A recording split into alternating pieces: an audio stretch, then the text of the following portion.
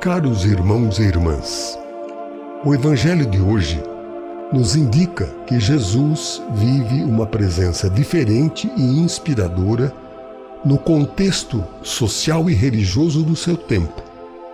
Seu olhar contemplativo vê o emergente, o alternativo, o novo, nas mesmas realidades que para outros são uma lixeira de coisas mortas, de amargura e desalento. Ele tem uma sensibilidade para perceber o reino de Deus onde aparentemente não está, onde outros veem uma massa de pecadores, de excluídos, que não conhecem a lei, de impuros, de publicanos a serviço do Império Romano. A partir do olhar misericordioso do Pai, Jesus também contempla a vida e vislumbra aquilo que o olhar superficial e acostumado à linguagem da sinagoga não é capaz de descobrir. Quando os evangelhos falam da compaixão de Jesus como estremecimento de suas entranhas, eles expressam algo muito profundo e humano. A compaixão que Jesus sentia era, obviamente, muito diferente dos sentimentos superficiais ou passageiros de pesar ou de simpatia pela situação do outro. Na verdade, a compaixão é uma emoção tão profunda, central e poderosa em Jesus que só pode ser descrita como um movimento de contração do ventre de Deus. Nele está oculta toda a ternura e toda a bondade divina. Nele, Deus é pai e mãe, irmão e irmã, filho e filha. Nele, todos os sentimentos, emoções e paixões são uma só coisa no amor divino. Nesse sentido, a compaixão revela o abismo de ternura imensa, inesgotável e insondável de Deus. Jesus, presença visível da compaixão do Pai, sofre ao ver a distância que havia entre o sofrimento dos enfermos, excluídos, desnutridos e estigmatizados pela sociedade e a vida que o mesmo Pai queria para todos. Jesus, então, põe em marcha um movimento compassivo, constituído de discípulos e discípulas que se deixaram seduzir por ele para prolongar na vida o mesmo compromisso compassivo do Mestre. Sem compaixão, todo seguimento de Jesus torna-se vazio, burocrático, rotineiro, normativo. A compaixão é princípio de humanidade e expressão da identidade do ser humano. Na sua essência, a pessoa pode ser definida como ser compassivo. Sem compaixão, não há humanidade, pois predominam a violência, a dureza de coração, a indiferença, o fechamento fanático da mente e da inteligência. Enquanto compassivo, o ser humano se sente solidário, terno, próximo, tanto diante da situação dos outros seres humanos, vítimas de exclusão e violência, como diante da natureza ferida, de forma que todo ato de homicídio e de ecocídio se converte em suicídio.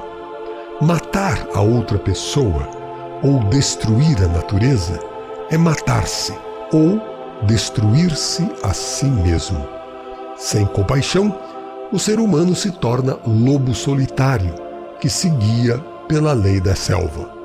Sem compaixão, não há respeito pela vida dos outros, mas a guerra de todos contra todos. A compaixão não é passiva, mas sim altamente ativa. É a capacidade de compartilhar a própria paixão com a paixão do outro. Trata-se de sair de si mesmo e de seu próprio círculo e entrar no universo do outro, enquanto outro, para sofrer com ele, para cuidar dele, para alegrar-se com ele e caminhar junto a ele, e para construir uma vida em comunhão e solidariedade. Quem já foi tocado por um olhar de uma pessoa pobre ou sofredora e deixou que este olhar penetrasse no fundo de seu coração, sabe que não sai ileso dessa experiência. Algo mudou dentro de si. É uma experiência que o modifica profundamente, tanto que muitos interpretam como uma experiência de Deus, uma experiência de ter conhecido no rosto do pobre o rosto de Cristo. As comunidades cristãs, ao longo de sua história, se moveram entre duas atitudes: a insensibilidade diante do sofrimento humano e a compaixão para com as vítimas. Hoje, só terá credibilidade o cristianismo se, como bom samaritano, deixa-se afetar pela situação do outro e realiza gestos compassivos. Por isso, as notas tradicionais aplicadas à Igreja, una, santa, católica, apostólica, os tradicionalistas acrescentam uma quinta, romana, que não faz parte do credo, poderíamos acrescentar outras duas, samaritana e compassiva. Não é evangélica uma igreja só preocupada com ritos, leis, doutrinas, sacrifícios, desprovida de compaixão. É na vivência compassiva que a igreja mais se identifica com aquele que é centro mesmo dela, o Jesus compassivo. Afinal, somos seguidores de uma pessoa compassiva e não simples adeptos de uma religião ou de uma determinada doutrina.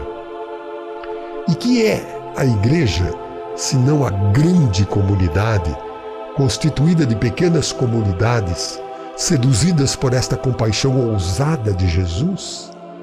A igreja, para ser igreja, precisa fundamentar-se na compaixão de Jesus. Para que serve a igreja se não mantém aceso o fogo da compaixão de Jesus, que aquece os corações e transforma sem cessar as estruturas?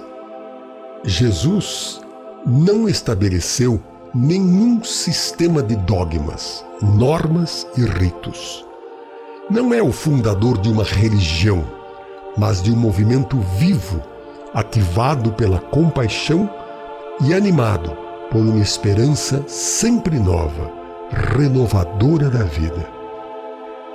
O Evangelho deste domingo também nos possibilita considerar nossa interioridade como Israel.